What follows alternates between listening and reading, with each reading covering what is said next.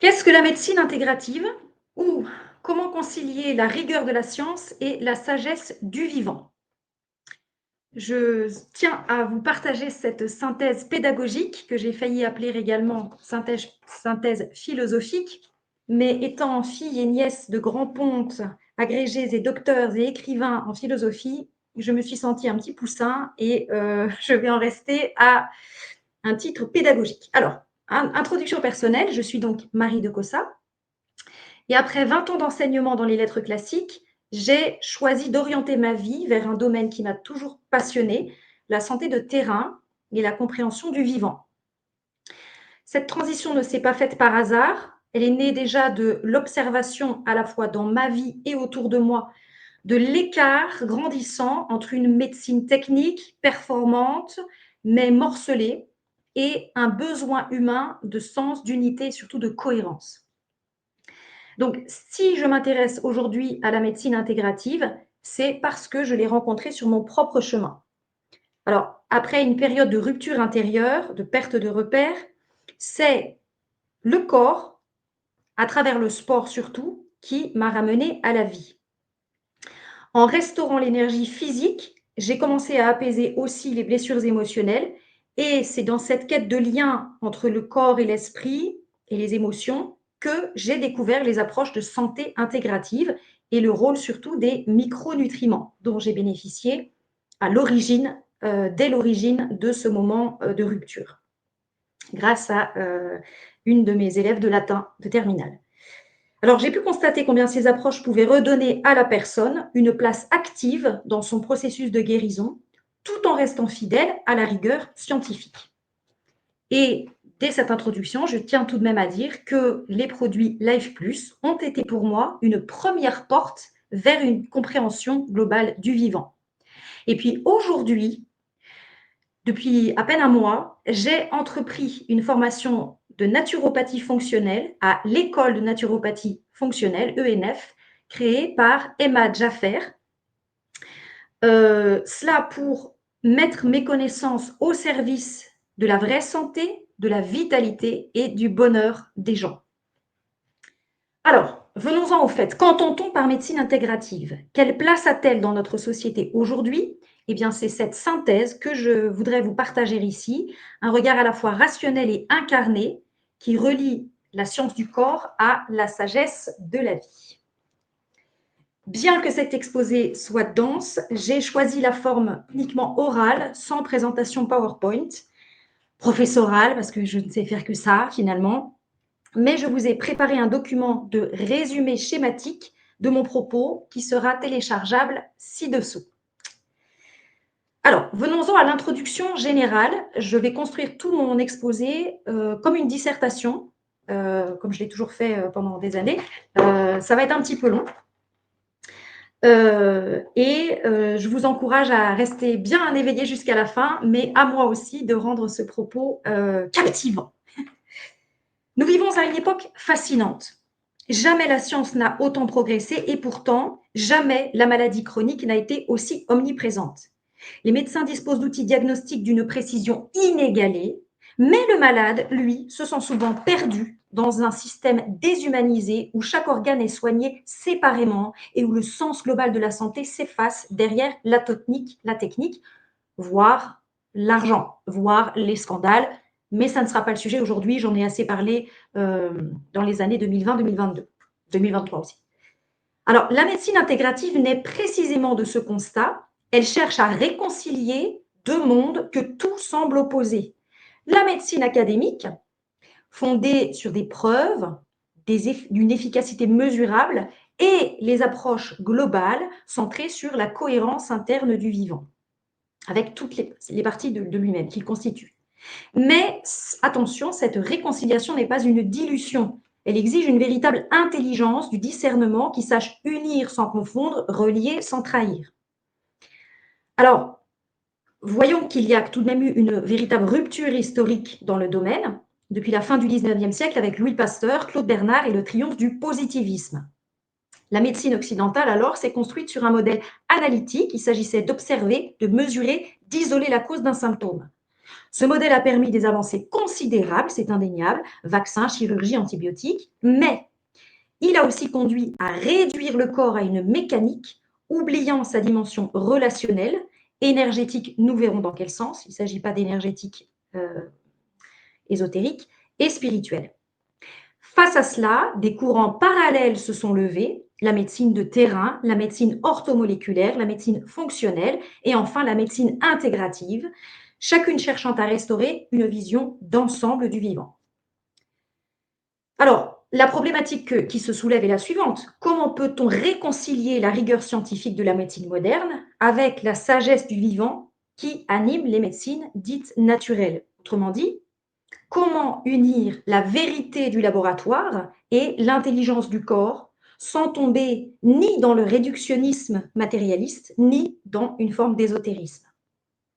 C'est toute la question de cette conférence et nous verrons qu'elle se résout non pas en opposant, mais en réunissant grâce à un fil conducteur qui traverse toute l'histoire de la pensée médicale, ce fil conducteur étant le terrain, ce champ intérieur où se joue l'équilibre entre santé et maladie. Alors, je vous annonce ici le plan, il sera en 3 parties.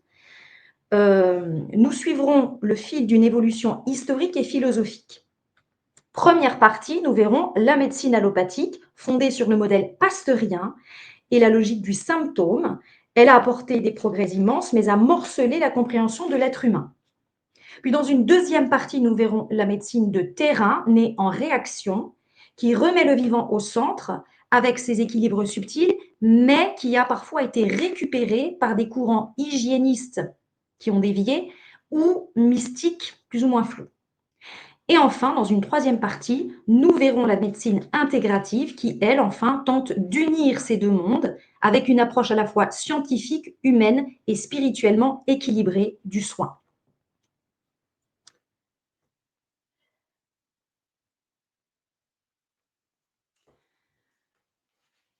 Commençons par la première partie sur la médecine allopathique que nous pourrions appeler le triomphe du morcellement. Première sous-partie, quels sont les fondements philosophiques de la médecine moderne? Nous savons bien que les idées mènent le monde. Alors, à la fin du 19e siècle, c'est l'avènement du positivisme et du cartésianisme médical. L'homme est perçu comme une machine biologique dont il faut identifier les rouages défectueux. Le corps devient alors un objet d'étude et non plus une réalité vécue. Qui sont à l'origine de ces deux philosophies? On va commencer par le positivisme et on reviendra après avec le cartésianisme. Positivisme, c'est Auguste Comte, 1798-1857. Pour lui, seule la connaissance scientifique fondée sur les faits observables a une valeur. Il a profondément influencé la médecine académique avec une approche empiriste et matérialiste. Et avant lui, bien sûr, René Descartes, 1596-1650, philosophe, mathématicien et physicien, qui avait posé le dualisme, la séparation de l'âme et du corps. L'héritage est direct dans la médecine occidentale. On soigne le corps, mais on laisse de côté l'esprit, le sens, la globalité. L'âme devient uniquement domaine de la religion et le corps domaine de la science. C'est une vision mécaniste du vivant où le corps est perçu comme une sorte de machine à réparer. Il y a eu également, à l'origine de la médecine moderne, l'influence du modèle expérimental, avec Claude Bernard, qui introduit la notion de preuve reproductible et mesurable. La vérité devient uniquement quantifiable. Ce qui ne se mesure pas n'existe pas pour cette approche. Ce qui ne se mesure pas n'existe pas. Cela conduit à une puissante rigueur scientifique, mais aussi à une réduction du réel. Ça, ce sont les fondements philosophiques. Voyons ensuite les fondements médicaux. Pasteur, Béchamp et la victoire du microbe. Louis Pasteur, 1822-1895. C'est lui qui triomphe avec la théorie microbienne. Pour lui, chaque maladie est causée par un agent extérieur identifiable, le grand méchant. Il faut donc combattre le microbe, vaccination, antisepsie, antibiothérapie. Voilà, c'est une médecine de l'anti-microbe. Gel hydroalcoolique, etc. Je ne développe pas davantage cette querelle entre Pasteur et Béchamp. Elle a été maintes et maintes fois traitée de manière très, très approfondie, mais il s'agissait tout de même de les mentionner ici, puisque c'est à l'origine de la médecine allopathique.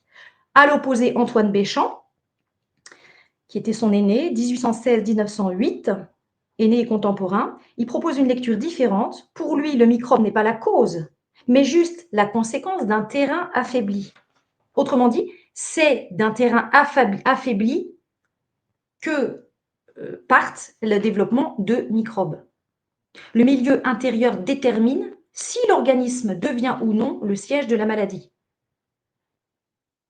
Un terrain fort, costaud, une immunité puissante vont faire que les bactéries, les microbes, les champignons ne prolifèrent pas de manière anarchique. Mais à partir du moment où le terrain s'affaiblit, où il est appauvri, où il manque de nutriments, où il manque d'immunité, où il manque de solidité, d'équilibre, où il n'est plus alcalin, c'est l'occasion du développement anarchique de microbes et c'est là qu'on tombe malade. Alors cette querelle symbolise le grand tournant de la pensée médicale. Pasteur impose le paradigme de la lutte et de la peur. On est d'accord que c'est ce que nous venons de vivre depuis 2020 et compagnie. Bon. Béchamp annonce déjà la médecine de terrain avec une compréhension des équilibres intérieurs. On prête à Pasteur sur son lit de mort ces mots « le microbe n'est rien, le terrain est tout », qui serait une phrase non de Béchamp lui-même, mais de Claude Bernard. Quoi qu'il en soit, même si la citation est incertaine historiquement, elle résume une vérité durable. Le vivant ne peut être réduit à ses ennemis invisibles. Alors, quelles sont les grandes conquêtes de la médecine moderne ? Les vaccinations, l'anesthésie, la chirurgie, les antibiotiques, la radiologie, les biotechnologies. Il y a eu évidemment des progrès incontestables et salutaires. La médecine moderne a sauvé des millions de vies. Mais ces succès ont un prix conceptuel. On traite le symptôme, rarement la cause profonde. On spécialise à l'extrême, cardiologue, gastro-entérologue, endocrinologue. On fractionne la connaissance du vivant. L'être humain devient un assemblage de pièces détachées. Le malade, lui, se sent morcelé. Il n'est plus sujet de son histoire, il devient objet d'un protocole. Protocole. Le sens de la maladie disparaît, il est remplacé par des statistiques. Nous en arrivons à voir en quatrième sous-partie les limites de ce modèle allopathique. Alors, l'efficacité est réelle, on l'a dit, pour les maladies aiguës, mais elle est très limitée pour les maladies chroniques. On va donner quelques exemples de maladies chroniques, diabète, burn-out, fibromyalgie, dépression, maladies auto-immunes comme Lyme. Ces pathologies demandent une compréhension systémique et pas uniquement chimique. Autre limite, la médecine devient extrêmement technocratique. C'est une question d'appareil, de données, de protocoles, d'intelligence artificielle et le médecin est souvent réduit au rôle d'exécutant d'algorithmes ou de prescripteur de médicaments. Le patient disparaît derrière la pathologie. Or, la santé est une relation et pas un simple état biologique. Le vivant est plus que la somme de ses parties. Donc, une fois que nous avons exposé ce qu'était la médecine allopathique, quelles étaient ses forces et ses limites, je n'ai pas beaucoup développé la partie sur Pasteur, mais il y a eu énormément de Pasteur, énormément d'impostures. On dit souvent Pasteur l'imposteur. Ceci a été démontré, je ne le fais pas dans cet exposé qui est déjà très long, mais il y aurait beaucoup à dire rien que sur cette partie. C'est une synthèse, je ne peux pas tout développer. Alors, relançons la problématique. Une fois que cette première partie a mis en lumière les grandeurs et les limites du modèle médical occidental, eh bien, on voit qu'il y a eu une rupture de lien entre le savoir et le sens, entre la science et la sagesse. Demeure le problème central, comment retrouver cette unité perdue, sans renier les acquis de la science moderne, mais en passant à une médecine de l'harmonie. C'est ce que nous allons explorer dans la partie 2, le retour du vivant, la médecine du terrain et ses héritages. Ce sera ma partie la plus longue. Donc, le retour du vivant, la médecine du terrain. On va voir d'abord, dans une première sous-partie, la naissance de la notion de terrain. Donc, en réaction au réductionnisme pasteurien, plusieurs médecins du XXe siècle redécouvrent que le corps n'est pas un champ de bataille, mais un écosystème vivant. Ils reprennent l'intuition de Antoine Béchamp, le microbe n'est que le révélateur d'un déséquilibre plus profond. Pardon. Ce déséquilibre touche l'ensemble du milieu intérieur, appelé terrain. Donc, qu'est-ce que c'est que ce fameux terrain? Le terrain, c'est l'ensemble de paramètres qui font la singularité d'un individu. Son équilibre acido-basique, son statut nutritionnel, sa charge toxique, son état immunitaire, son équilibre nerveux et émotionnel, etc. Chaque personne a un terrain unique qu'il faut comprendre avant de prescrire. Si on veut faire court, on va dire que le terrain, c'est l'immunité, en fait. 3 figures majeures incarnent cette approche de terrain. Déjà, Claude Bernard, 1813-1878, physiologiste, père du concept de milieu intérieur, auteur de l'Introduction à l'étude de la médecine expérimentale. Deuxième figure illustrant l'approche de terrain, Louis-Claude Vincent, 1906-1988, ingénieur biochimiste, créateur de la bioélectronique de Vincent, BEV, reliant pH, acidité-alcalinité, RH2, rapport entre électrons donnés et électrons reçus, et conductivité du sang, attention, conductivité pas au sens électrique, hein, capacité du milieu à laisser passer un courant, mais pas un courant électrique, un courant ionique et minéral. Pour lui, ces 3 paramètres caractérisent l'état vital du terrain. Est-ce que le terrain est alcalin? Est-ce qu'il y a un bon rapport entre les électrons donnés et les électrons reçus? Et est-ce que le sang conduit bien, on va dire pour faire simple, les nutriments? Troisième figure, Jean Seignalais, 1936-2003, médecin immunologiste, biologiste et clinicien, qui développe la théorie de l'alimentation hypotoxique, donc sous-toxique, hein, du grec, de la préposition grecque hypo en dessous, et du lien intestinal santé globale. Très très important ce lien, cet axe intestin santé générale.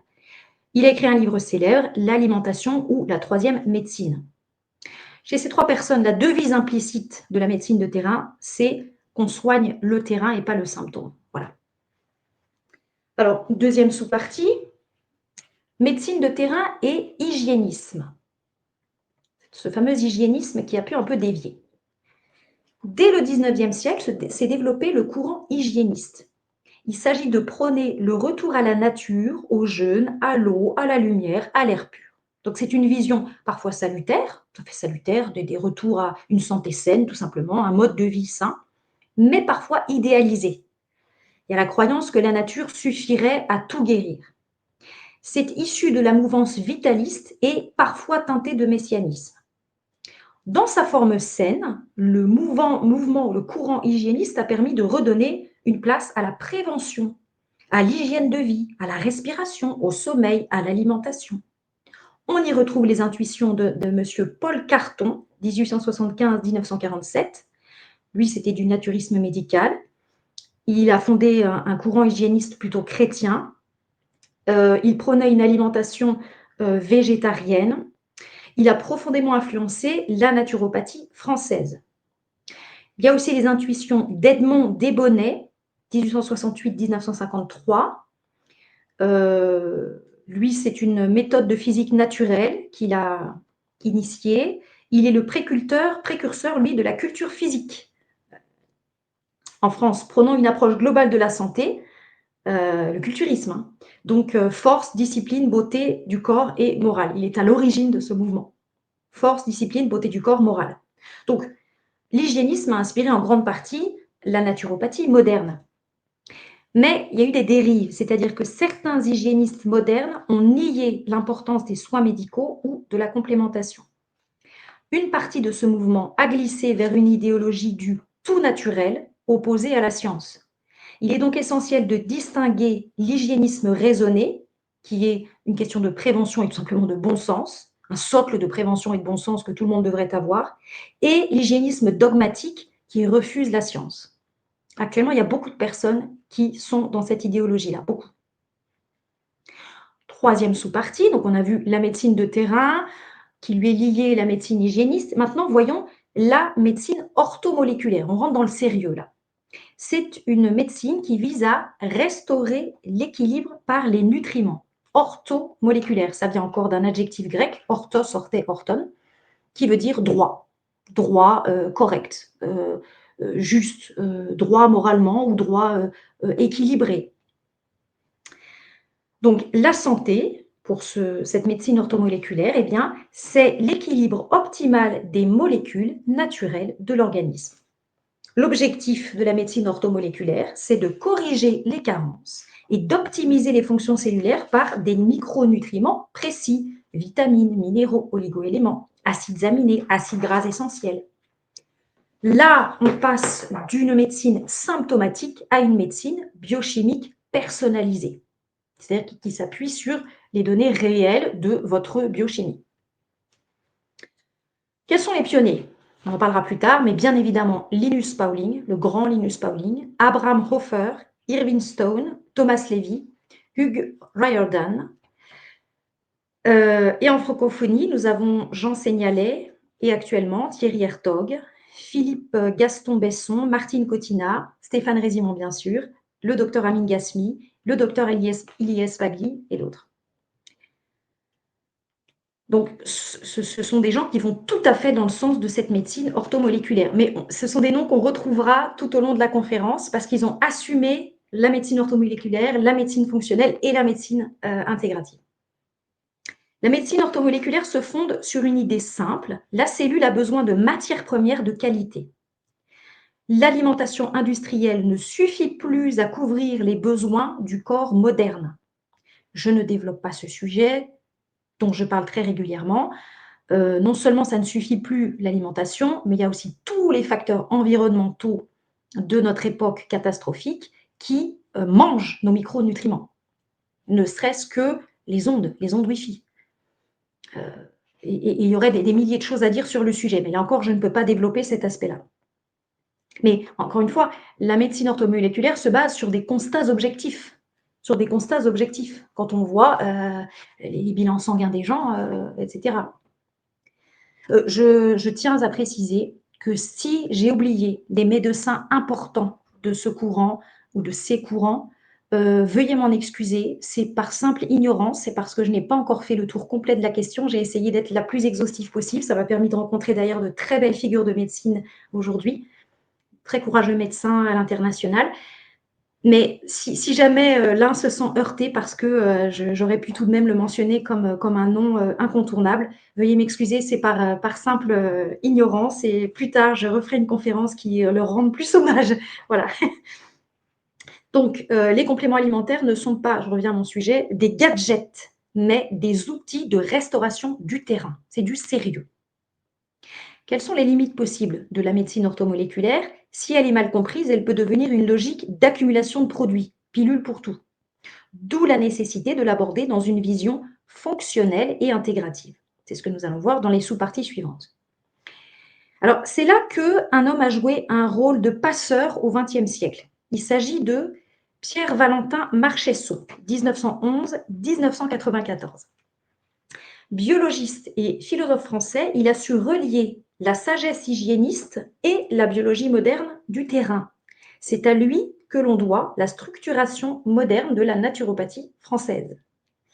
Il n'était pas dans une opposition à la science, mais dans une recherche d'équilibre entre vitalité, raison biologique et liberté intérieure de la personne. Qu'est-ce qui lui manquait pour être ce qu'on pourrait appeler aujourd'hui un naturopathe fonctionnel? Eh bien, il lui manquait juste les outils scientifiques qui permettront plus tard à la médecine fonctionnelle américaine d'objectiver ce que ce monsieur pressentait. Pierre-Valentin Marchesseau. C'est très intéressant parce que l'une des rares écoles de naturopathie fonctionnelle que j'ai eu le bonheur de trouver, par providence, et dans la filiation directe de ce Pierre-Valentin Marchesseau. Nous en arrivons à la quatrième sous-partie de ce qu'on pourrait appeler globalement la médecine de terrain, la médecine fonctionnelle. Donc, je rappelle, médecine de terrain, médecine orthomoléculaire, médecine fonctionnelle. Comprendre les interactions du vivant, fonctionnel.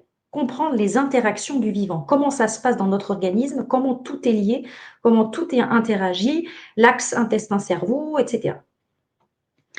Elle est apparue aux États-Unis dans les années 1990, mais il y avait des bien avant, ça a commencé en fait bien avant, mais c'est apparu en tant que functional medicine dans les années 90, avec Jeffrey Bland, B-L-A-N-D, disciple de Linus Pauling, Mark Hyman, H-Y-M-A-N, et d'autres noms, Amy Myers, Dale Bredesen, etc. Cette functional medicine est inspirée à la fois de la biologie des systèmes et de la médecine nutritionnelle. Elle a une vision scientifique, rationnelle, et elle est centrée sur la cause et non sur le symptôme. Quels sont les principes de base de la médecine fonctionnelle? Il s'agit de comprendre les systèmes physiologiques interconnectés: microbiote, immunité, hormones, mitochondries, détoxication. Donc, comprendre l'interconnexion des systèmes biologiques. Il s'agit également, deuxièmement, d'identifier les déséquilibres racines. Inflammation chronique, stress oxydatif, carence, perméabilité intestinale. Si je devais remettre les choses dans l'ordre, ce serait plutôt stress oxydatif, d'où perméabilité intestinale, d'où carence nutritionnelle, d'où inflammation chronique. Pour moi, c'est souvent dans ce sens-là que ça se passe.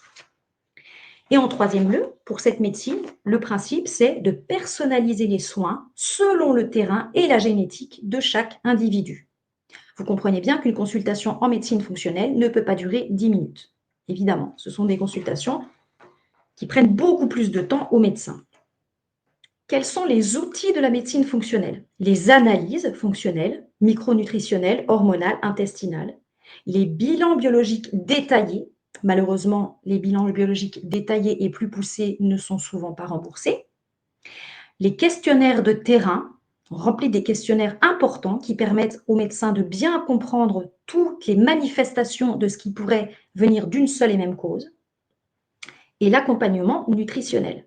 Et comme disent à très juste titre certains médecins, avant même la consultation, si vous ne faites pas ce qu'il faut au niveau nutritionnel en supprimant les poisons, je parle des gros poisons minimum, le sucre raffiné, la junk food, le pain blanc, tout ça.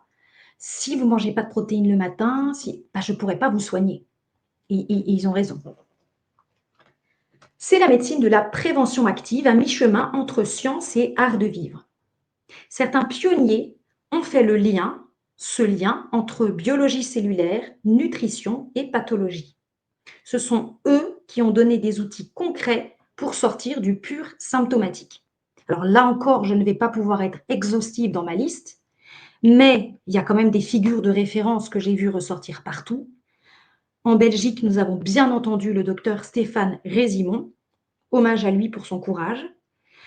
En Arkansas, figurez-vous que nous avons un médecin incontournable qui est le docteur Dwight McKee, médecin oncologue. Écoutez bien ce que je vais vous dire de lui parce qu'en préparant cette conférence, j'ai découvert des choses extraordinaires sur ce docteur Dwight McKee, que je connais entre guillemets depuis 8 ans, bien que je ne l'ai pas rencontré personnellement, puisque je bénéficie de ses compléments alimentaires.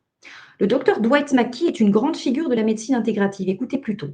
Médecin oncologue américain formé en biologie moléculaire, immunologie, nutrition clinique, auteur du livre After Cancer Care. Il a travaillé avec le Linus Pauling Institute. Donc, il est directement dans la filiation de la médecine orthomoléculaire, directement. Il a contribué à développer l'oncologie intégrative aux États-Unis. Et puis, il est le directeur scientifique de Life Plus depuis longtemps. C'est maintenant un vieux monsieur qui est en train de passer la main à une doctoresse allemande, la docteure Anja Lindsblatt. Et c'est là qu'il a mis en pratique cette vision fonctionnelle. La science, plus le terrain, plus la micronutrition. Donc, on retrouvera cette figure de référence à la fois dans la médecine fonctionnelle et dans la médecine intégrative. D'ailleurs, il se définit comme un médecin intégratif et holistique. Il a la rigueur des biologistes de terrain et la vision globale des médecins intégratifs. Il est le représentant parfait du passage entre biologie cellulaire, nutrition orthomoléculaire et médecine clinique intégrative. Je tenais à le mentionner puisque moi j'avais entendu parler de lui il y a une dizaine d'années, mais je ne pensais pas qu'il était une figure aussi marquante de cette médecine, fonctionnelle. Nous avons aussi, en France et Algérie, le docteur Amin Gasmi, par exemple, fondateur de l'Institut international de nutrition et micronutrition santé, l'IINMS. Nous avons le docteur Ilyes Bagli, directeur de la Société internationale de médecine orthomoléculaire, ISOM. J'imagine que c'est International Society of Orthomolecular Medicine. Nous avons également, je ne sais pas comment les hiérarchiser, c'est assez difficile, hein, surtout que ce sont des médecins qui exercent actuellement, le docteur Jean-Loup Mouisset, la doctoresse Martine Cotina, le docteur Georges Mouton, le docteur Laurent Schwartz, incontournable, un cancérologue et chercheur sur le métabolisme tumoral. Il a parlé de la voie, il parle actuellement encore, hein, de la voie Warburg, du bleu de méthylène, etc.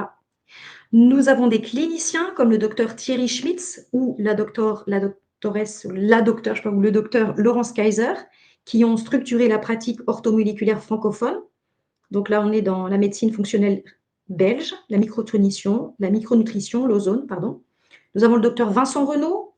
Et puis, on a également certains praticiens indépendants qui seraient à mettre dans la filiation de cette médecine fonctionnelle, qui ont défendu la liberté thérapeutique à l'épisode Rhume 19.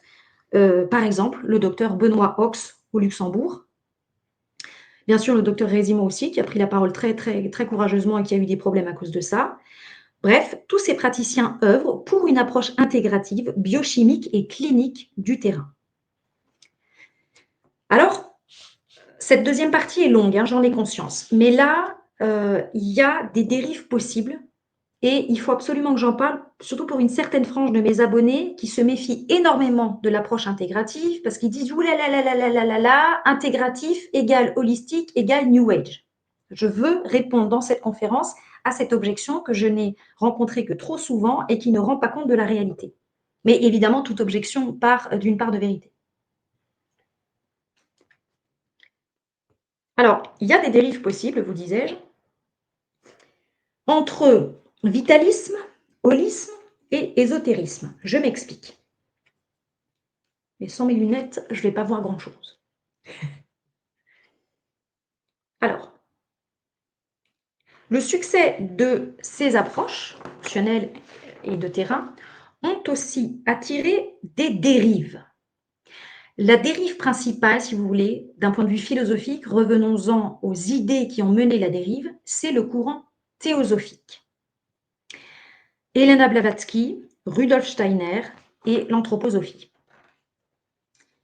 Alors, ces gens-là, hein, ils ont prôné un syncrétisme religieux. Hein, le courant théosophique prône une soi-disant théosophique, la sagesse autour de Dieu. Sophia, la sagesse en grec, et théos, Dieu. Donc, ça prétend être une sagesse concernant Dieu. Donc, il s'agit de faire un syncrétisme religieux, un mélange des traditions orientales et autres, et ce qu'on pourrait recouper sous le terme général de New Age.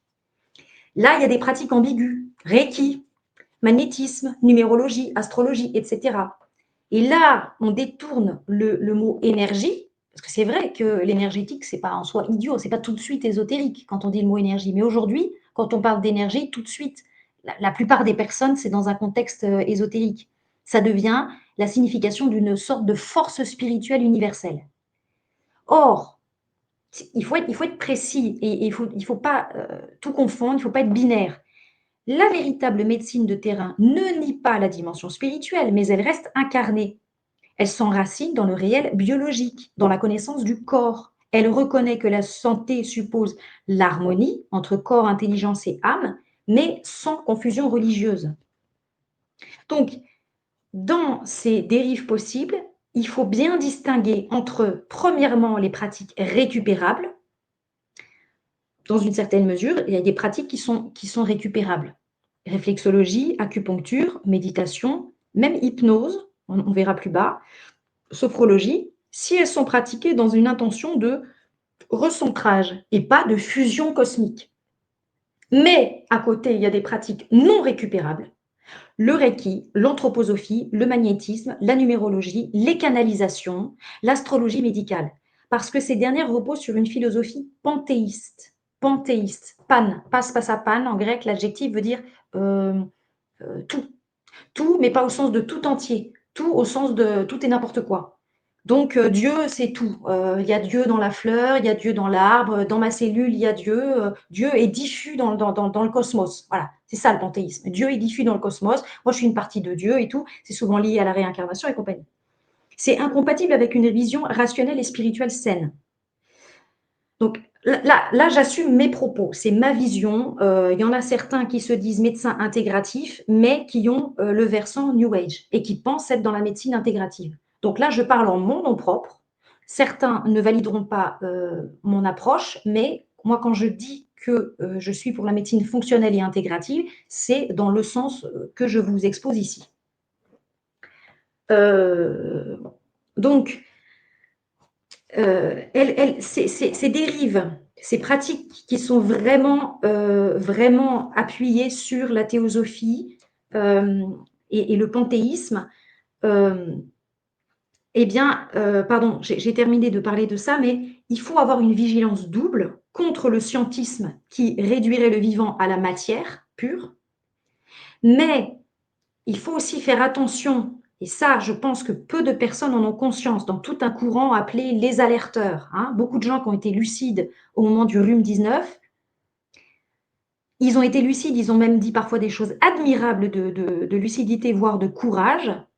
Ils ont mis en lumière des mensonges étatiques, des lobbies et compagnie, mais au nom d'une vision totalement New Age de la santé.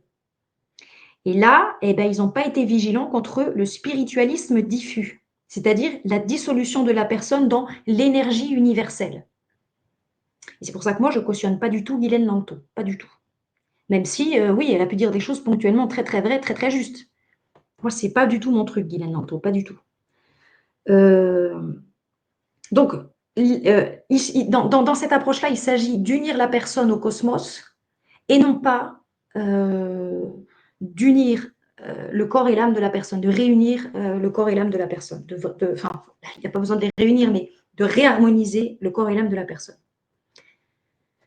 Alors, je n'ai pas pu développer complètement, ça supposerait de longs développements. D'ailleurs, n'hésitez pas à me dire dans les commentaires si vous souhaitez que je fasse une vidéo plus poussée sur l'un ou l'autre aspect, l'une ou l'autre partie de cet exposé.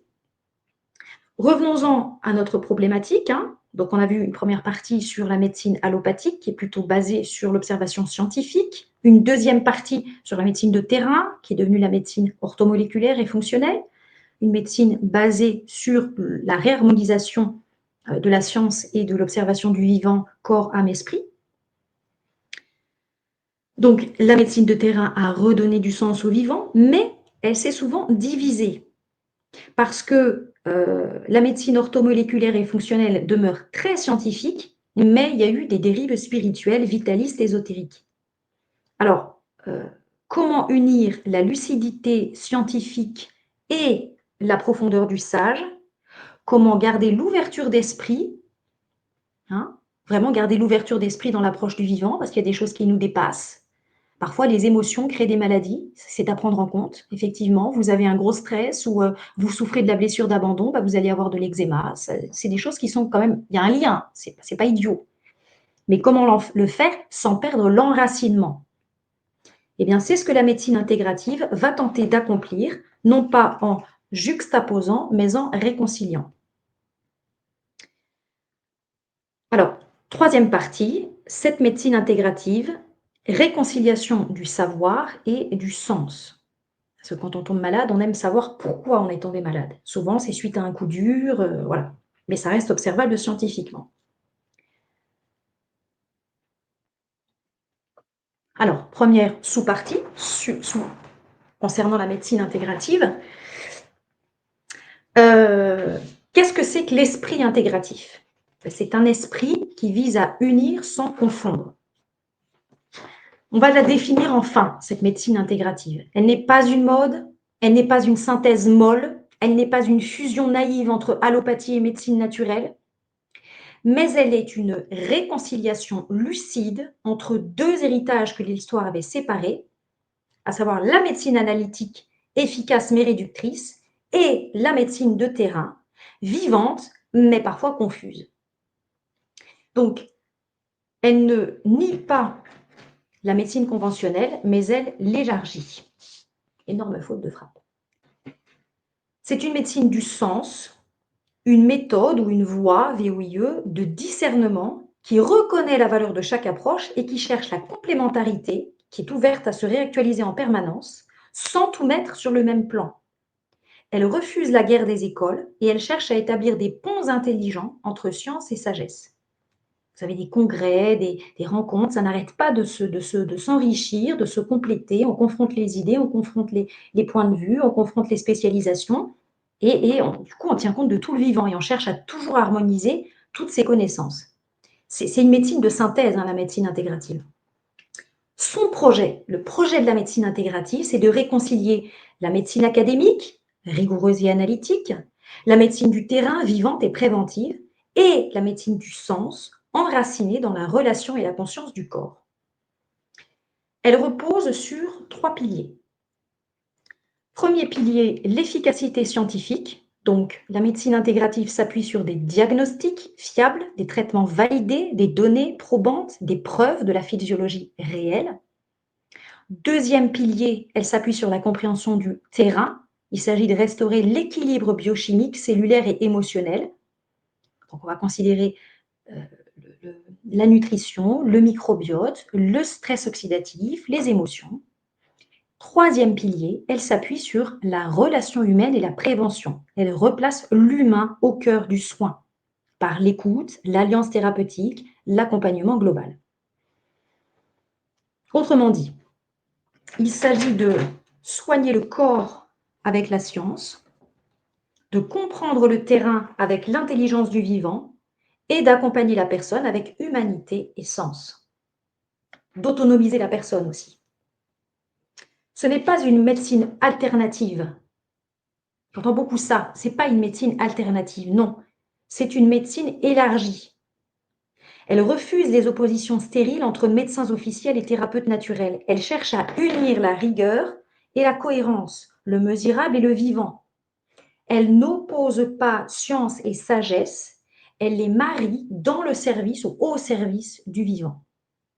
Voilà ce qu'est la définition de la médecine intégrative.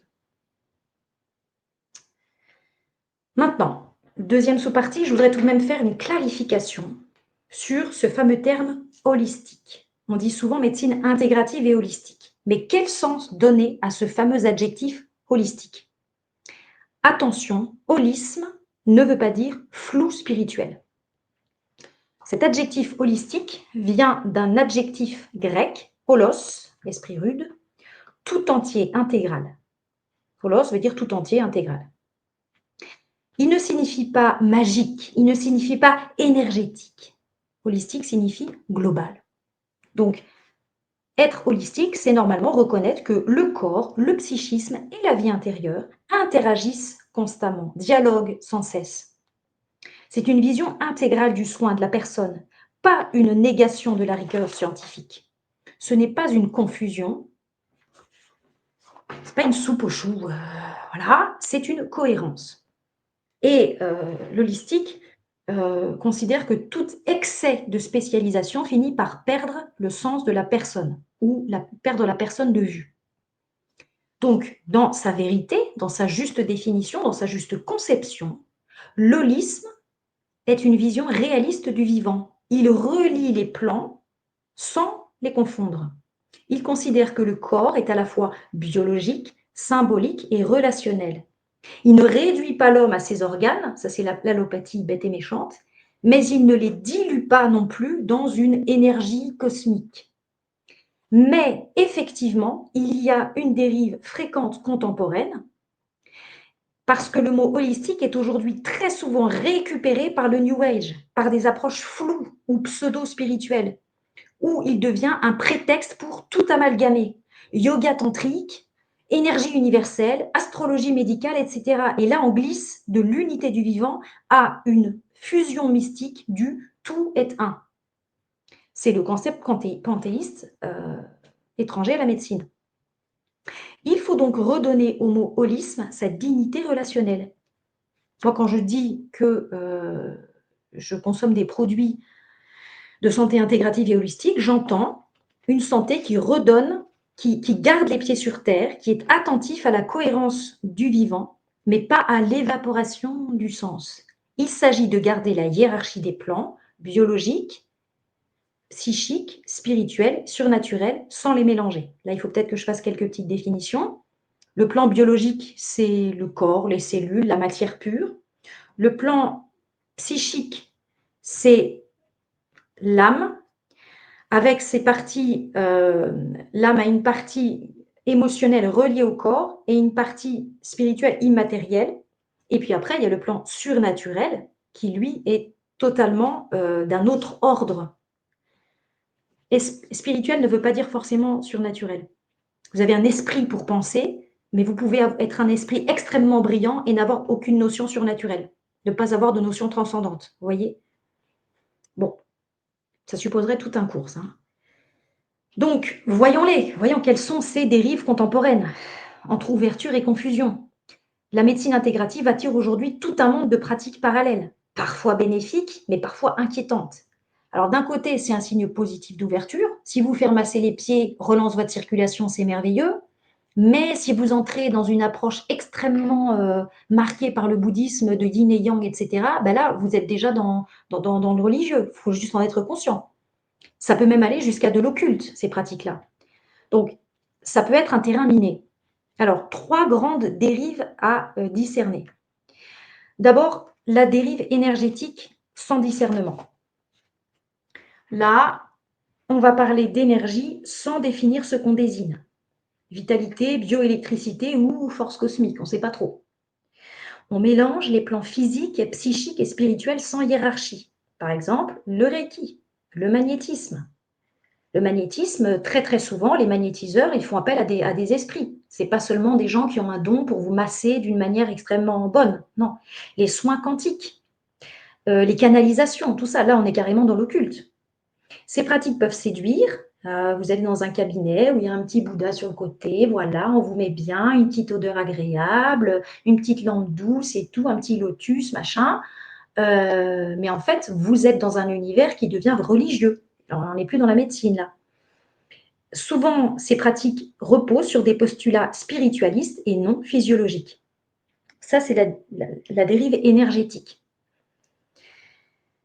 Deuxième dérive, la dérive syncrétiste et New Age. Là, on confond méditation, yoga, chamanisme, astrologie, numérologie, etc. C'est la croyance qu'en fusionnant toutes les traditions, on retrouvera la vérité universelle. Or, le mélange des doctrines détruit leur cohérence interne et crée un flou spirituel dangereux. Ce syncrétisme produit une sorte de spiritualité liquide qui flatte l'ego.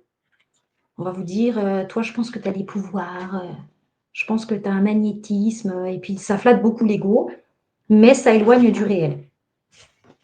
Ces deux dérives sont issues directement de la théosophie du XIXe siècle, Elena Blavatsky, Rudolf Steiner, etc. Et elle est ensuite reprise dans toute la mouvance New Age des années 1970. Ces courants prônent une fusion universelle, la croyance en une énergie cosmique impersonnelle et la dissolution du jeu dans le grand tout, le cosmos. Il y en a à qui ça va très bien, il y en a beaucoup, dans ce courant intégratif. Mais ce n'est pas les médecins intégratifs sérieux. Symptômes. Utilisation confuse, vous allez rire certains, des termes vibration, lumière, fréquence, âme, monde, cosmos, mélange de prières orientales, chakras, les canalisations d'entités, transformation du soin en quête mystique floue où la personne perd ses repères. Quel est le problème de fond derrière tout ça? Excusez-moi si je blesse certains égos, si certaines personnes, c'est pas mon but, mais moi je cherche pas à plaire à tout le monde, je cherche à dire ce que je pense être vrai. Le problème de fond, c'est qu'on ne cherche plus à soigner, on cherche à éveiller. Et aujourd'hui, beaucoup de personnes qui ont compris des choses sur les crises récentes se disent: moi je suis éveillée. Alors je le dis aussi, et je cherche des gens éveillés, mais pas dans le sens éveil euh, religioso, ésotérico, new ageau, vous voyez, éveil de l'esprit, éveil oui, curiosité intellectuelle, et cetera. Très bien, très bien. Lucidité, courage intellectuel, tout ça, oui. Mais, éveil à une sorte de monde occulte, non. Donc on ne soigne plus, on éveille. On ne comprend plus la physiologie, on la remplace par la croyance. On parle de terrain énergétique au lieu du terrain biologique. Ce glissement du biologique vers le cosmique, du réel vers le symbolique absolu, est une dénaturation de l'holisme. Voilà, je pense qu'il y a une possibilité de voir l'être humain dans un sens holistique, dans son sens holistique, sans être ésotérique. Et puis il y a aussi une troisième dérive quand même dans ce courant, il ne faut pas le nier, c'est la dérive commerciale, l'explosion du marché ou du business bien-être. Elle détourne la quête de sens en opportunité marketing. Voilà. C'est là qu'on a la multiplication de formations express. Tu peux devenir naturopathe en 2 jours. Naturopathe en 2 jours, carrément. Des influenceurs santé, des coachs holistiques. Je suis coach holistique, mais tu peux inventer ça sans aucun diplôme, sans aucune formation, rien. Tu écris ça sur ton compte Instagram, je suis coach holistique. Ah ouais? Qu'est-ce que ça veut dire? Autoproclamé, de discours pseudo-scientifiques. C'est très très facile de tomber là-dedans aujourd'hui, hein. L'intégratif devient alors un argument de vente. On y va, hein? Un label marketing, pas une exigence de vérité. Alors, dérive commerciale dans les compléments alimentaires, parlons-en. C'est très facile aujourd'hui de vous vendre de la crotte, mais très bien marketée. Très bien marketée. On vous fait des publicités extraordinaires, des sites tout beaux, tout propres, des offres alléchantes, bio, naturel, vegan, truc, donc vous croyez que c'est propre pour votre organisme parce que le site, il est tout propre. C'est très facile de faire ça aujourd'hui. Donc, vous pouvez avoir des compléments alimentaires de très bonne qualité qui sont peu marketés, et si c'est le cas de Life Plus d'ailleurs, et des compléments alimentaires de très piètre qualité, mais qui donnent l'illusion aux gens qui ont la culture de l'image et qui ont le syndrome de l'objet brillant. Ah, ça brille, ça a l'air tout beau, ça doit être de bonne qualité parce que c'est vert, ça ressemble au label bio, tout ça. Mais à l'intérieur, on se moque de vous royalement. Il y a énormément de compléments alimentaires de parapharmacie où on se fout de vous, mais vraiment, vraiment. Vous payez il y a quasiment rien de bon là-dedans. Ou alors, on vous fait payer très cher quelque chose où il y a juste ça qui va rester biodisponible dans votre organisme. On se moque de vous, quoi. Et là, c'est très compliqué parce que sans une formation sérieuse, et un coup de chance aussi, moi j'ai eu beaucoup de chance, je suis tombée sur une extrême qualité tout de suite, mais sans une formation, on se fait facilement avoir. On se fait facilement avoir. Et puis, en plus, dès qu'il y a une offre commerciale et que ça a l'air moins cher, on se dit, bah, ça doit être mieux. Hein, ça doit être mieux puisque c'est abordable, il y a une offre, 2 au prix d'un, machin. Les gens sont attirés par ça parce qu'on est éduqués comme ça, culture de la publicité. Attention, attention. Il y a pire. Parfois, vous avez la même quantité du principe actif, mettons du fer dans un comprimé, du fer dans un autre comprimé, ou vitamine D dans un comprimé, vitamine D dans un autre comprimé. On va se dire, ah bah, je vais prendre celui qui est moins cher et qui a la même dose. Sauf que vous ne savez pas de quelle qualité est la vitamine en question. Vous ne savez pas si elle est en synergie avec des nutriments qui vont la rendre efficace dans votre corps. Vous ne savez pas si le truc a été traité à froid ou pas. Si c'est traité à froid, c'est biodisponible. Si c'est pas traité à froid et c'est chauffé, ça perd considérablement en nutriments. Tout ça, vous ne savez pas. Vous ne savez pas l'efficacité d'une synergie. Vous ne savez pas qu'en mettant, par exemple, de la vitamine C avec le fer, ce sera plus biodisponible. Alors, quand on commence à étudier un peu, on commence à savoir ça, puis une deuxième chose, puis une troisième chose. Mais il faut avoir un lot de connaissances énorme pour être apte à juger de la qualité d'un complément alimentaire. Et c'est ça qui fait qu'il y a beaucoup de dérives commerciales, beaucoup d'arnaques. Et c'est des outils légitimes de soins, les compléments alimentaires, incontournables aujourd'hui. Mais ça devient des produits d'appel et sans une formation sérieuse ou des conseils, c'est difficile de tomber sur de la bonne qualité. Alors, la bonne qualité n'est pas toujours ce qui est le plus cher, il ne faut pas exagérer, mais la qualité a un prix. Il faut quand même le savoir. Donc, chercher à tout prix les compléments alimentaires les moins chers, malheureusement, ça donne rarement lieu à des compléments alimentaires de qualité. Et puis, il y a un autre paramètre, c'est mon domaine depuis 8 ans, donc je commence un petit peu à connaître la chose. Il faut savoir aussi que la législation des pays empêche les sociétés de faire ce qu'elles veulent. Je vais parler de Life Plus parce que c'est Life Plus que je connais. Ils ont, je le dis, bien que j'aime énormément cette société, elle me semble très sérieuse et très, très honnête, extrêmement honnête. ils ont une vitamine C, une vitamine D et un zinc sous-dosés, mais complètement sous-dosés, par rapport à un usage vraiment thérapeutique. Pour un petit usage d'entretien, ça va, mais quand vous cherchez une bonne dose de vitamine C, je sais pas moi, 10 grammes par jour, une bonne dose de vitamine D, vous cherchez 10 000 par jour, vous les avez pas dans les F+. Alors, le docteur Dwight Mackey, lui, ce qu'il fait quand il s'occupe de patients, eh ben, il leur prescrit, je sais pas moi, 2 boîtes de OPC Proanthenols par jour. Le jour où ça va pas, il y a une petite infection, il y a un truc, boum. Ouais, mais le problème, c'est que la personne lambda peut pas se payer ça parce qu'une boîte d'OPC Proanthenols, qui sont un excellent produit, c'est quand même 69 euros. Donc lui, il prescrit des fortes doses qui vont être efficaces, où il va prescrire, je sais pas moi, 40 comprimés de vitamine C dissous dans de l'eau ou je sais pas quoi. Ce sera très bon, il n'y aura aucun problème dans la santé. Mais les gens ne peuvent pas s'acheter ça, c'est pas possible. Et c'est là que on ne peut pas tout acheter au même endroit. Et en tant que, il y a beaucoup de compléments alimentaires, il faut savoir, ils ne peuvent pas faire non plus tout ce qu'ils veulent. Ils ne peuvent pas faire tout ce qu'ils veulent. Ça, je vous assure. Parce que la législation en Europe, c'est drastique, quoi. C'est casse-pied, ça empêche d'aller jusqu'au bout du soin, quoi. Bon, excusez-moi, je reviens à mon sujet. Bon, là aussi, il y aurait toute une conférence à faire, hein. Mais dérive commerciale possible, nous sommes d'accord. Ce commerce de l'illusion nourrit la méfiance du public, et ça peut se comprendre. Ça peut se comprendre. Moi, quand je parle aux gens de compléments alimentaires, tout de suite, on me dit ah, mais c'est de l'arnaque ton truc, tu cherches à vendre. Comment savoir qui parle au service des gens et qui parle par intérêt vénal? Là, revenez à votre intuition aussi, hein. Revenez aussi à votre intuition. Quand les connaissances font défaut, vous finissez par sentir si une personne, son moteur dans la vie, c'est l'argent ou son moteur dans la vie, c'est la vérité et l'éthique et tout ça. Je pense qu'avec un minimum d'intuition, mais aujourd'hui, l'intuition, ça se perd, hein. Les gens se trompent parce qu'ils ont, je vous dis, ce syndrome de l'objet brillant, de la séduction, plus c'est beau, plus il y a de likes sur Instagram, plus il y a d'abonnés, ça doit être que c'est une personne bien. Mais ça nous touche tous, hein. On est tous touchés par ce problème. On va plus croire une personne qui a plus d'abonnés parce qu'on se dit, bah, puisqu'elle est plus suivie, ça doit être qu'elle dit des trucs bien.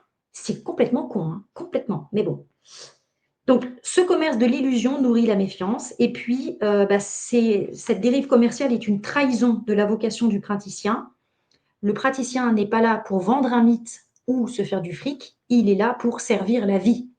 Il faut qu'il ait vraiment une éthique forte. Et les pressions sont très importantes pour les allécher, hein, bon. Alors, ceci vu, nous sommes toujours à la deuxième partie sur la troisième partie sur la médecine intégrative. Je vous avais dit, elle serait longue, hein. La deuxième était longue, la troisième est encore plus longue. Quelles sont les pratiques récupérables et celles qui ne le sont pas? Certaines pratiques peuvent être intégrées dans une approche fonctionnelle à condition d'être replacées dans un cadre cohérent. On en a déjà parlé, mais je récapitule vraiment. Réflexologie, acupuncture, sophrologie, hypnose, ostéopathie, cohérence cardiaque, méditation, mais dans un sens de recentrage, d'apaisement des pensées anarchiques et pas de fusion mystique. Toutes visent une autorégulation du système nerveux, une meilleure écoute du corps. C'est pas mal ça. Réapprendre à écouter son corps et ses besoins, c'est bien. Sachez qu'on a par exemple une intuition de quelle est la bonne alimentation pour moi. Nous avons une intuition, mais ça doit se rééduquer.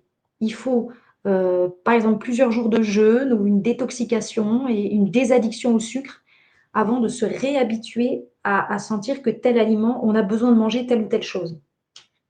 Ça demande toute une rééducation aujourd'hui. Donc, ces pratiques-là, qui vont dans ce sens, peuvent enrichir une médecine de terrain car elles relancent les autorégulations naturelles. D'autres, en revanche, ne sont pas récupérables, on l'a vu, le reiki, le magnétisme spirituel, l'anthroposophie, le channeling, canalisation, la bioénergie quantique, l'astrologie médicale, la géobiologie mystique. Elles s'appuient sur des philosophies contraires à une vision incarnée de la personne, elles glissent vers un panthéisme spirituel, voire occulte, c'est une redite, hein, où l'individu se dissout dans une énergie universelle. Et cette énergie-là, ça désigne une force métaphysique et non un paramètre biologique. Et c'est là que se situe la frontière du discernement. Une pratique est intégrable si elle sert la santé du corps vivant et non si elle prétend révéler l'univers en soi, fusionner le patient dans une énergie universelle. Je pense que là, vous avez bien compris. Le rôle du praticien intégratif est justement de trier, discerner, ordonner, réconcilier la personne avec elle-même et non la dissoudre. Venons-en à développer ce rôle du praticien intégratif. 5e sous-partie de la 3e et dernière partie. Le praticien intégratif, son rôle, c'est d'être un gardien de la cohérence.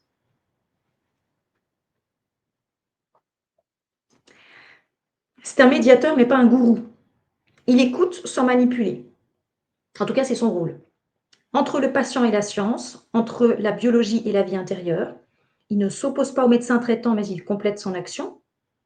Il refuse la posture de celui qui sait tout, comme un passeur inspiré.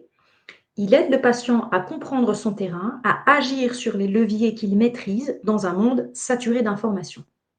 Quelles sont ses compétences clés? Grande capacité d'écoute et d'analyse globale, une analyse émotionnelle, nutritionnelle, posturale, énergétique dans ce bon sens, au sens vital. Et là, sa force, c'est d'unir les langages du corps et de la conscience, mais sans confusion des registres. Autre compétence, il a l'esprit critique. Il sait dire non à ce qui relève du charlatanisme ou du fantasme spirituel. Et puis, bien sûr, la première compétence clé, j'aurais dû commencer par là, c'est qu'il a une compréhension très fine du métabolisme, des neurotransmetteurs, des axes hormonaux et du microbiote.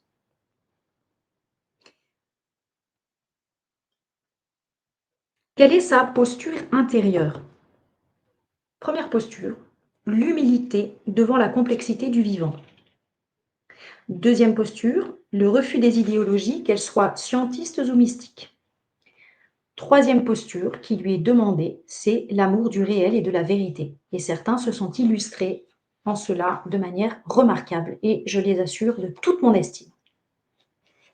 Donc, être praticien intégratif, c'est garder les pieds dans la terre et le regard vers la lumière sans jamais quitter le réel. Voyons maintenant, en 6e sous-partie, quelles sont les institutions et écoles de référence. Il faudrait reciter tous les noms des médecins qu'on a vus dans la médecine fonctionnelle, parce que ceux que j'ai cités, c'est ceux qui aussi sont dans l'intégratif. Alors, en Europe francophone, il y a plusieurs institutions qui portent aujourd'hui cette vision. Nous avons vu la Société internationale de médecine orthomoléculaire, ISOM, du docteur Ilyes Bagli. Nous avons vu, par exemple, l'Institut international de nutrition et micronutrition santé, INSM, du docteur Amin Gasmi. Il y a bien sûr le Collège européen de médecine intégrative du docteur Stéphane Résimon. Il y a l'école de naturopathie fonctionnelle. Ce n'est pas des médecins qui sont formés, mais ils sont tout à fait dans cet esprit-là, de Emma Jaffer, en partenariat avec Simplicure Academy. Et puis, il y a des cliniciens, comme on l'a vu plus haut, beaucoup de médecins qui s'inscrivent dans cette école et qui sont des références aujourd'hui. Et ce qui est très beau, c'est que tous se connaissent. Il y a le docteur Imbert qui parle des parasites aujourd'hui. Tous font des congrès, ils font des interviews mutuelles, ils font des débats. C'est extraordinaire. Ils n'ont pas toujours le même point de vue sur tout. Alors, il y en a qui vont être pas tout à fait d'accord sur les dosages à donner aux patients. Il y en a certains qui vont dire qu'il faut donner beaucoup d'iode, par exemple le docteur Reliquet, et puis d'autres comme le docteur Gasmi, qui lui va être pour une consommation d'iode beaucoup plus proche des doses. Bon, qu'est-ce que vous voulez? Au moins, ils avancent ensemble. Ils ont des choses en commun, à savoir le retour au terrain biologique, une exigence scientifique réelle, cours de physiologie, biochimie, immunologie, une approche humaine du soin, avec écoute, autonomie, cohérence de vie, et une volonté d'inscrire la santé dans une vision systémique et incarnée. Finalement, leurs praticiens parlent le même langage. Ils vont parler d'inflammation silencieuse, de perméabilité intestinale, d'axe intestin-cerveau, de dysbiose, de dysfonction mitochondriale, de stress oxydatif, etc.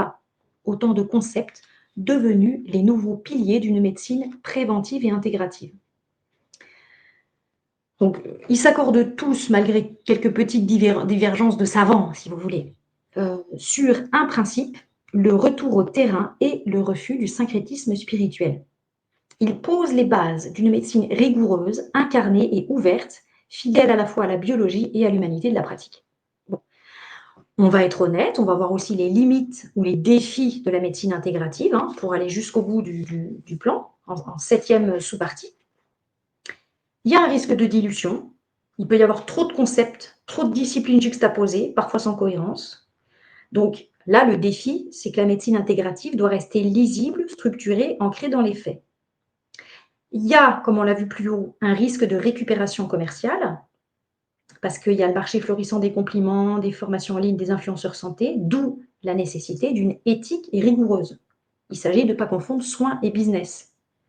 Et pour les personnes qui suivent cette approche fonctionnelle et intégrative, n'écoutez pas n'importe qui. Voilà. Et souvent, ce qui brille et qui a un pied dans Big Pharma, bon, bref. Et puis, il y a un risque institutionnel parce que, eh ben, malheureusement, la médecine officielle reste à minima prudente et très souvent critique. C'est-à-dire que pour être médecin fonctionnel et intégratif aujourd'hui, il faut avoir du courage, hein, parce que vous pouvez vous faire convoquer parce que vous dites, vous recommandez de la prise de vitamine C à haute dose, ça y est, hop, convocation. Oui, mais parce que il ne s'appuie pas sur des recherches de pontes et de gens qui ont 3 cerveaux depuis des décennies. Et ça, c'est occulté. On ne sait pas, on ne connaît pas. Linus Pauling ne connaît pas. Mais c'est des gens qui réfléchissent, hein, je peux vous dire, et puis qui s'appuient sur du sérieux. Il y a des prix Nobel là-dedans, il y a des grosses têtes, enfin, il ne faut pas exagérer. Mais ça n'est pas dit sur les plateaux télé, vous comprenez. Bon. Donc l'enjeu majeur, c'est de former une nouvelle génération de praticiens ponts. C'est pour ça, moi, que j'ai voulu faire cette formation en médecine fonctionnelle, en naturopathie fonctionnelle. Pour moi, c'est un combat, vous l'avez bien compris. Il faut qu'ils soient capables de comprendre aussi bien les bilans biologiques, ce que je vais apprendre avec grand plaisir, que les symboliques du corps. Il s'agira d'éduquer le patient à devenir acteur de sa santé dans une logique de responsabilité, pas de dépendance. Il ne s'agit pas d'avoir le plus de patients possible, le plus régulièrement possible. Il s'agit de résoudre leurs problèmes, de les autonomiser et de faire qu'ils passent de problèmes de santé à une médecine de terrain préventive, une santé de terrain préventive. Donc, dernière sous-partie sur la médecine intégrative, il s'agit de voir que c'est une vision unifiée du soin. Je vais récapituler ce qu'on a dit. Elle réunit ce que l'histoire avait séparé, la médecine du symptôme et la médecine de la cause. On remonte à la cause, mais on ne nie pas non plus les symptômes. Elle réunit la science de la matière et la sagesse du vivant. Elle réunit l'homme mesuré et l'homme incarné. Sa finalité est magnifique. La finalité de la vraie médecine, elle est magnifique. Il s'agit de restaurer l'unité de l'être humain. Pas seulement de soigner, mais de restaurer l'unité de l'être humain. Corps, intelligence, âme. Combien de fois j'ai entendu le docteur Dwight Mackey de dire que ça faisait partie de la santé. Il fait souvent cette conférence où il dit pour lui quels sont tous les éléments qui constituent la bonne santé. Il y a la nutrition, il y a le sport, il y a l'entourage amical, il y a tout ça. Et il parle aussi de une vision spirituelle. Quand votre vie a un sens, on est en meilleure santé. Ça fait partie de la santé, de savoir où on va sur Terre, de retrouver du sens en fait. Reliée, cohérente, vivante. Corps, intelligence, âme, une seule et même réalité, reliée, cohérente, vivante. Et la santé est vue comme un équilibre dynamique entre le dedans et le dehors, le visible et l'invisible, et puis la structure et l'esprit. Je n'ai pas parlé des fondements aristotéliciens de la médecine intégrative et fonctionnelle, mais j'aurais pu en parler. J'aurais pu en parler, des fondements aristotéliciens et même thomistes de la médecine intégrative et fonctionnelle. Parce qu'on est en plein dedans. L'âme et la forme du corps. C'est vraiment ça, on est en plein dedans. C'est une médecine de l'alliance du médecin et du thérapeute, du praticien et du patient, du corps et de l'âme et du sens. Bon. Revenons à notre problématique initiale. Tout au long de notre parcours, nous avons vu se succéder 3 grandes visions du soin. La médecine analytique, qui a tout expliqué mais parfois oublié le sens. La médecine de terrain, qui a redonné la vie mais parfois qui a perdu la rigueur. Et en troisième lieu, la médecine intégrative, qui a cherché à réunir les deux dans une sagesse incarnée. La question demeure tout de même, saurons-nous tenir ensemble la vérité du savoir et la fidélité au vivant? Sommes-nous prêts à soigner autrement, mais non pas contre la maladie, mais avec la vie? Conclusion.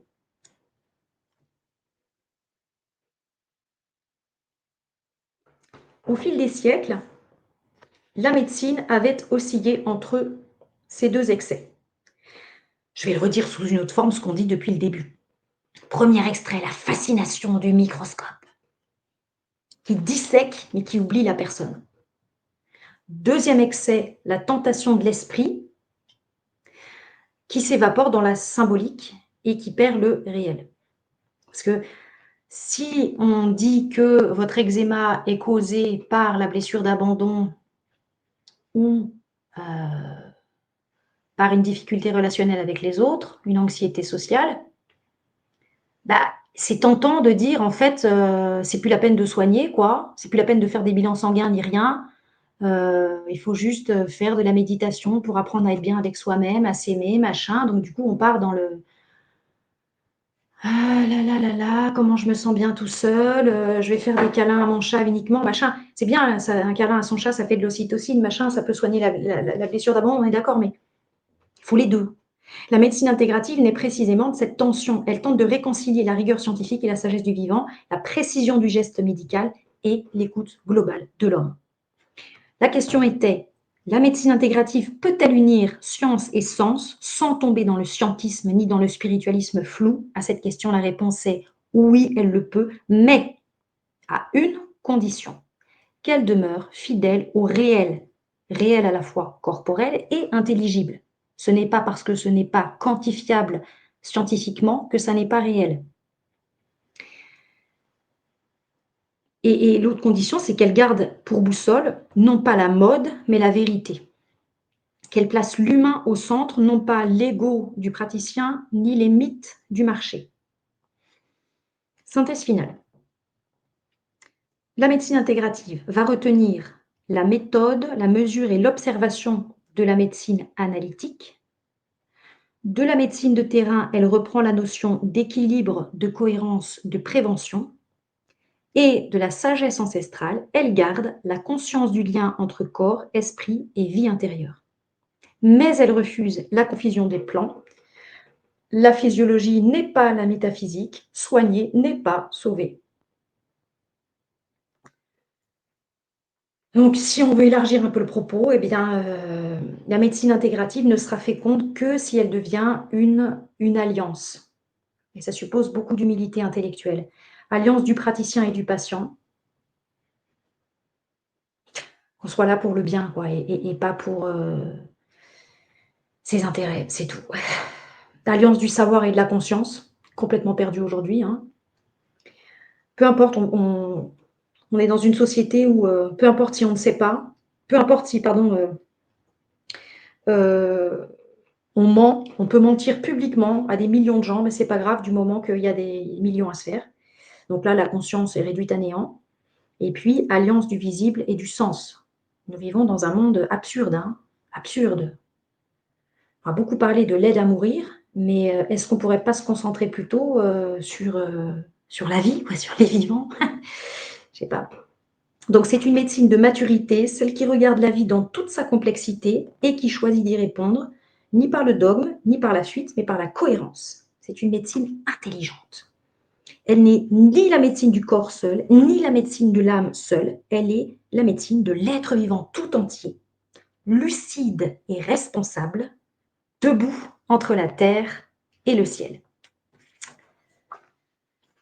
Voilà, vous trouverez donc le résumé, la présentation gratuite de cette conférence sous format PDF en description de la vidéo. J'ai décidé aussi de vous renvoyer vers toutes les chaînes actuellement, à ma connaissance, de médecine intégrative en exercice, si vous voulez, qui développent des idées intéressantes. On peut ne pas être d'accord avec tout, mais c'est très intéressant, ça fait avancer les choses. On apprend beaucoup de choses aussi, parce que beaucoup de gens aujourd'hui sont dans une errance médicale, ne peuvent pas avoir le luxe de se payer un suivi en médecine fonctionnelle. Donc, il faut qu'ils se mettent sur la piste par beaucoup d'études, hein, ça a été mon cas. Et puis, je mets aussi en description de cette vidéo, c'est la chose la plus difficile à faire pour moi, un lien pour m'aider, pour une petite cagnotte, parce que cette formation en naturopathie fonctionnelle représente un très gros budget pour moi. Je suis en plein paiement, je dois faire le 2e versement demain et j'aurai un 3e versement à faire au mois de novembre. et croyez-moi, c'est un véritable sacrifice pour moi. Je le fais parce que c'est très important pour mon cursus, pour mon sens de vie, et puis, se former, est toujours un gain. C'est toujours intéressant de se former, c'est jamais perdu de se former, surtout quand la formation est en plein accord avec, votre vision des choses. Mais voilà, j'ai besoin de votre soutien. Vous êtes à peu près 1 550 sur ma chaîne. Si chacun de vous donnait ne serait-ce que 5 euros, je pourrais, me payer la formation sans me mettre dans le rouge, jusqu'à la fin de l'année. Voilà. Merci d'avance à vous. Merci beaucoup pour votre écoute, c'était long, et passez une très belle journée du 13 octobre.